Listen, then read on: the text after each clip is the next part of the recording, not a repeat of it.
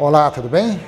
Vamos a mais um bate-papo a respeito dos escritos bíblicos e vamos lendo e graças ao conhecimento hoje do Evangelho Eterno, sabendo que nós não estamos mais nem na época da lei, na lei que Jesus de Nazaré veio para cumprir e para abolir, e nem no tempo do favor imerecido da graça pregada por Paulo. Porque, afinal de contas, graça significa favor imerecido. Porque os gentios, na concepção judaica, antes de Cristo, do ressuscitado, os gentios não tinham Deus no mundo, eram afastados da comunidade de Israel e também afastados de todas as promessas que Deus havia feito para os judeus. Por isso que o nome é graça, dádiva. É algo imerecido. Mas o Evangelho Eterno, quando veio, foi estabelecido lá no ano 70, durante o juízo, há quase 2000 anos. Então o Evangelho Eterno, que significa boas notícias do reino de Deus, foi estabelecido eternamente.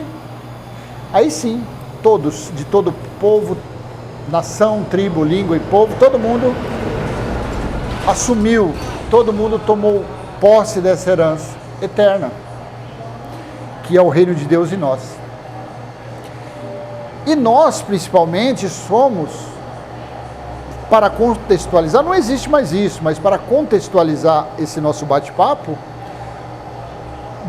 temos que diferenciar os judeus, que receberam as leis por intermédio de Moisés, e que Moisés recebeu também por intermédio de anjos, sei lá como foi esses anjos, não sei. Sei que Estevão, lá em Atos 7:53, fala, vocês que receberam as leis por intermédio de anjos. E o povo gentil não recebeu essas leis, nem por intermédio de Moisés, nem por intermédio de anjos. Não. Os gentios é o povo da fé, e os judeus o povo das obras. Porém, eles tentando se justificar, ganhar ponto com Deus, vamos colocar assim no modo bem nosso mesmo, eles tropeçaram na pedra chamada Cristo. E o povo gentil é o povo da fé, é o povo que faz parte da descendência de Isaac, porque afinal de contas foi uma promessa que Deus fez a Abraão. Abraão, você será pai de uma grande nação, que é o povo da fé, os gentios. Os judeus, por consequência, é o povo da escravidão, é o povo descendente de Ismael, o filho da escrava. Por isso que Paulo falou que nos dias dele, os judeus eram escravos, eram filhos da escrava. Então, dessa forma aqui, metafórica, dessa forma figurativa, entende-se isso. Então eu te pergunto, os gentios, nós temos a necessidade de ficar com os joelhos dobrados, orando, clamando, suplicando? Nós temos essa necessidade, será?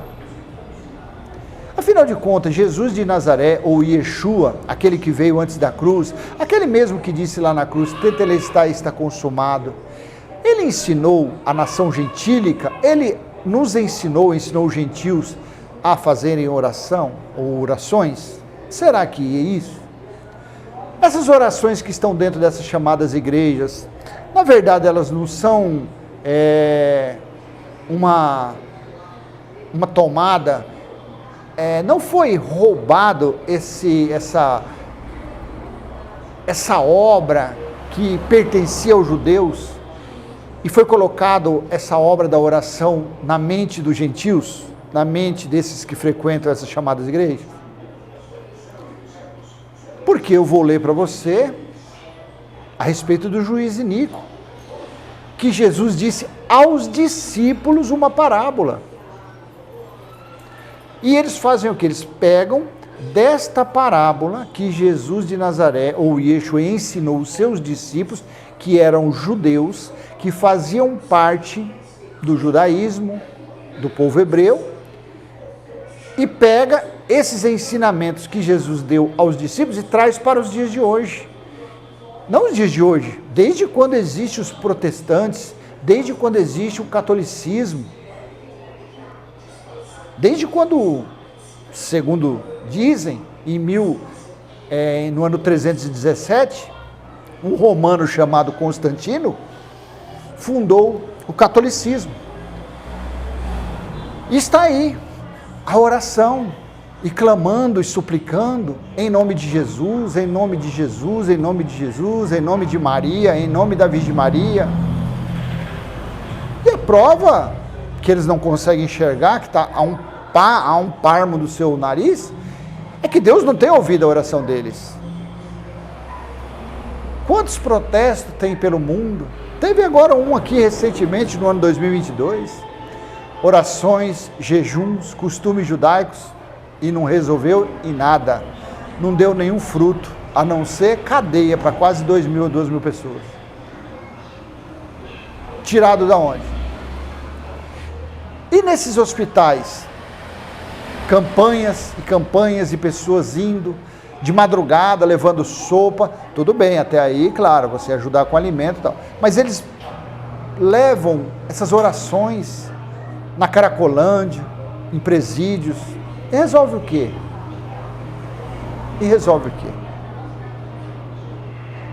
Não seria uma alternativa apresentar o Evangelho eterno para essas pessoas? Não seria uma alternativa, uma tentativa de apresentar Apocalipse 21:3 para as pessoas? Que não existe templo de pedra na face da terra, que o templo de Deus é espiritual e que esse templo de Deus espiritual está nos homens, no Espírito, onde o próprio Deus está. Não seria melhor tentar isso? Não, eles não fazem isso. Eles fazem tudo o que os judeus faziam e que não os livrou do juízo do ano 70. Eles fazem orações, jejuns, promessas, campanhas, sacrifícios, lamentações e não resolve nada. Olha aqui um trecho, uma parábola que foi roubada dos judeus, que os pregadores, que a teologia roubou do judaísmo, tomou posse de uma forma errada e colocou isso na mente dos religiosos. Veja, Lucas, livro histórico. Lucas não é Novo Testamento. Lucas é livro da história de Jesus de Nazaré ou de Yeshua, capítulo 18, versículo do 1 em diante. No texto da NVT, Nova Versão Transformadora. No versículo 1 está assim: Jesus contou a seus discípulos, presta atenção aqui, Jesus não estava nem no monte, no Sermão do Monte falando isso aqui, Jesus não estava nem na praça em Jerusalém falando, não, Jesus contou a seus discípulos uma parábola para mostrar-lhes que deviam orar sempre e nunca desanimar. Então Jesus estava falando para os discípulos orarem.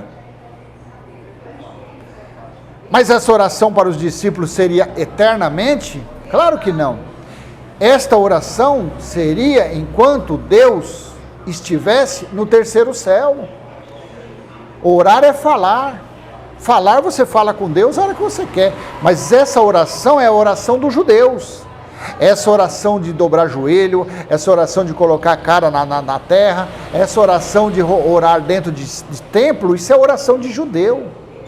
Jesus estava ensinando a oração de judeu para judeus. Lucas 18:1, Jesus contou a seus discípulos uma parábola para mostrar-lhes que deviam orar sempre e nunca desanimar. Versículo 2, disse ele: havia numa cidade um juiz que não temia a Deus, nem se importava com as pessoas. 3, uma viúva daquela cidade vinha a ele com frequência e dizia: faça-me justiça contra meu adversário. Por algum tempo o juiz não lhe deu atenção, mas por fim disse a si mesmo, não temo a Deus e não me importo com as pessoas, mas essa viúva está irritando vou-lhe fazer justiça, pois assim deixará de me importunar. 6. Então o Senhor disse: aprendam uma lição com o juiz injusto. Acaso Deus não fará justiça aos seus escolhidos, que clamam a Ele dia e noite? Continuará a adiar sua resposta? Eu afirmo que Ele não fará justiça. Eu afirmo que Ele fará justiça e rápido.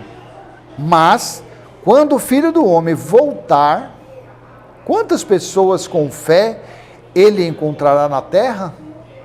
Então veja aqui, duas situações da oração. A oração que esses pregadores obrigam as pessoas, incentivam as pessoas a orar dia e noite, para um bom emprego, para um bom casamento, para uma solução na justiça, para comprar uma casa, comprar um carro, tirar um filho das drogas, tirar uma filha da prostituição, tirar o marido dos braços da amante, papapá, papapá, papapá, papapá, papapá. Oração, oração, oração, jejum, jejum, jejum, busca Deus em templo, busca Deus em templo, busca Deus em templo. Por quê? Porque Jesus estava contando uma parábola para os seus discípulos, que eles eram judeus, eles eram israelitas, eles faziam parte daqueles que receberam as leis por intermédio de anjos dados a Moisés, de orar, de jejuar, de buscar Deus lá no templo em Jerusalém, para cumprir Salmo 122, versículo 4. Eles ungiam a cabeça, eles iam ao templo, mas tudo isso num contexto judaico, tudo isso num pacote de obrigações para os judeus, cara pálida. Aí a religião mistura lé com cré, pega essa parábola do juiz iníquo, do juiz injusto, e aplica na vida das pessoas, sem estar nem aí. E as pessoas ficam por aí orando, clamando pela volta de Jesus, esperando a volta de Jesus, mostrando com essas atitudes que são pessoas incrédulas, que são pessoas que não têm fé, que são pessoas idólatras, que são pessoas que estão nas trevas. Porque as passagens que Jesus de Nazaré mostrou, deixou lá escrito quando seria a volta dele, isso os pregadores não leem, e quando lê, isso daí foi para o futuro, isso daí não é para o nosso tempo, isso aí ainda vai acontecer. E as pessoas ficam orando, por quê? Porque foi tirado, foi roubado, foi subtraído de um mandamento, de uma instrução dada aos discípulos. Jesus não fala lá em Mateus, eu acho que é 27 ou 28, estarei com vocês até o fim dos tempos? Então as orações daquela forma seriam também até o fim dos tempos. Mas o fim dos tempos não aconteceu? Claro que aconteceu. O fim dos tempos foi lá no ano 70, quando em 69, General Tito, comandante do exército romano, cercou Jerusalém por 390 dias, por 13 meses, onde aconteceu a sentença, onde foram cobradas as contas da nação de Israel, onde os judeus pagaram todas as contas, foram responsabilizados por todas as mortes, além dos profetas, desde a morte de Abel. Então isso daqui, essa passagem é uma passagem morta, essa passagem é uma passagem que não nos diz mais respeito, essa passagem não diz mais respeito a ninguém, claro que não, nem a judeus e nem a gentios, nem a grego, nem a africano, nem argentino, nem brasileiro, a ninguém mais faz parte disso aqui, porque isso aqui é uma história, isso aqui foi uma parábola dita há quase 2000 anos atrás. Depois dessa passagem, veio o Tetelestai na cruz, depois dessa passagem veio a graça pregada por Paulo, e depois dessa passagem veio o grande dia do Senhor, Apocalipse 1:10, e depois do grande Apocalipse 1:10, veio a cobrança de contas, Apocalipse 14, 6 e 7, o julgamento de Deus, veio o reino de Deus quando foi estabelecido, Apocalipse 11:15, Apocalipse 12:10, A mulher que estava para dar à luz, sofrendo dores de parto, ela gerou a salvação, ela gerou o reino de Deus, e ela gerou também a expulsão do acusador dos judeus, que era Moisés, que eram as leis de Moisés. Apocalipse 12, leia todo, depois lá no versículo 4, lá no versículo 10. E o grande momento, a grande promessa feita a Joel, a Isaías, a Jeremias, a Lamentações, a Amós, a Malaquias, foi Apocalipse capítulo 21, versículo 3. Quando João viu, vindo uma voz do trono que dizia: eis o tabernáculo de Deus com os seres humanos, onde o próprio Deus estará com eles e será o seu Deus. Acabou! Ei, cara pálida, acabou toda as instruções de orações, de jejuns, de promessas, acabou tudo. Essa é a grande fé que Jesus no finalzinho aqui ainda falou da parábola, 18, versículo 8, eu afirmo que eles fará justiça, e rápido, mas quando o Filho do Homem voltar, quantas pessoas com fé ele encontrará na terra? Ninguém. Quando ele voltou no ano 70, ele achou lá João, ele achou outros daquela época, do ano 69 ao ano 70, com fé, mas se passaram quase 2000 anos, e hoje ninguém tem mais fé. A fé de hoje é a fé em quê? Envelope. A fé de hoje é no quê? É no dízimo. A fé de hoje é na mão de um comedor de arroz e feijão. A fé de hoje está num caroço de feijão a R$1.000. A fé de hoje está no bigode de um cara de um pregador. A fé de hoje está num anel, num diploma, num terno. Está nas palavras lindas, maravilhosas de um orador religioso. Está na roupa, nos trajes da missionária cuscuz com ovo mal passado. A fé de hoje, se Jesus volta hoje, não acharia nenhuma fé na terra. A fé genuína, porque quando ele falou a fé não era nesses patuás. A fé que ele estava falando não é em votos, campanhas, sacrifícios, claro que não. A fé que Jesus estava falando é essa fé que eu estou te falando. Eu estou anunciando para você o dia do Senhor, eu estou anunciando para você Apocalipse 14, eu estou anunciando Apocalipse 19, 18, 20, 21, eu estou anunciando para você Apocalipse 21, versículo 5 e versículo 6, preferencialmente o 6. O Alfa e o Ômega disse: está feito, está terminado.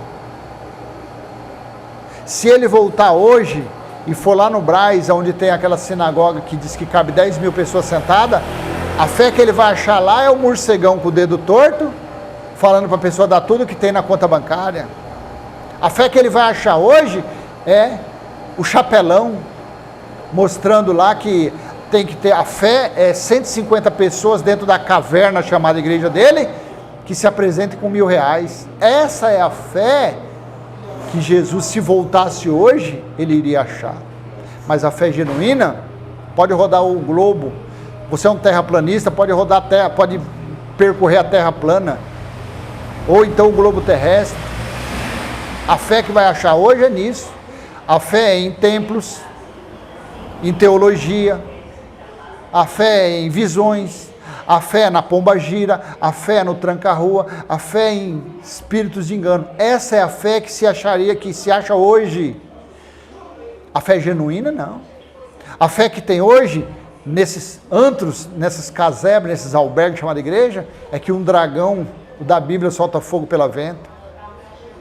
É que caíram 200 anjos. Anjos tiveram relação com mulher. Essa é a fé dos religiosos. Então, meu irmão e minha irmã, acredite no que está escrito na Bíblia. Lucas 18, do 1 ao 8, essa parábola do juiz aqui injusto, isso é uma história. Isso não tem relevância nenhuma para nós. Isso não serve para nós. Isso não serve para quem nasceu depois do juízo do ano 70. Porque Do ano 70 para cá, o templo dele é espiritual, Apocalipse 21:3. Esse templo espiritual está aí no seu espírito, está no meu, está no espírito de uma prostituta, de uma pessoa da Cracolândia, de um travesti, de um homossexual. O templo dele está ali, mas as pessoas não sabem. A pessoa usa crack, a natureza carnal, a pessoa fala que dízima através da Bíblia porque é um mentiroso, é a natureza carnal. A pessoa é um homossexual por causa da natureza carnal. A pessoa mente, a pessoa faz, acontece por causa da natureza carnal, por causa da alma. Mas os espíritos que são filhos de Deus, esses sim, tem o reino, tem o templo e tem a morada do Pai. Essa é a fé genuína. Você falando com ele ou não falando com ele, você, desde que você ande na linha, nem para a esquerda nem para a direita, você não vai ser disciplinado. Pelo contrário, você será sempre exaltado. Você deixando a sua carnalidade de lado, deixando os seus vícios de lado, deixando a sua religiosidade de lado, você será exaltado, você será engrandecido, você será uma luz, você será um diferencial, você andará, você será uma fé ambulante, você será uma fé ambulante andando para lá e para cá. As pessoas vão olhar, olha, quem é essa pessoa aí? Olha, é uma pessoa diferente, olha só, olha a ousadia que ela fala do Evangelho Eterno, olha como que ela é. A pessoa que ela tem a fé genuína, que ela pratica a fé genuína, ela vê a religião como lixo. Todas as religiões como lixo. A pessoa que tem a fé genuína, ela sabe que ela está apenas de passagem nessa natureza carnal. A fé genuína consegue mostrar, provar para o intelecto dela que a pátria dela é uma pátria espiritual eterna. Não é nada terrena, tá bom? Então eu vou deixar com você essa pequena mensagem, esse bate-papo, espero ter sido útil de alguma forma, e se foi, dê aquele joinha, comenta, compartilha, se inscreve, e até a próxima, se assim o Pai do nosso Espírito permitir, tá bom? Tchau!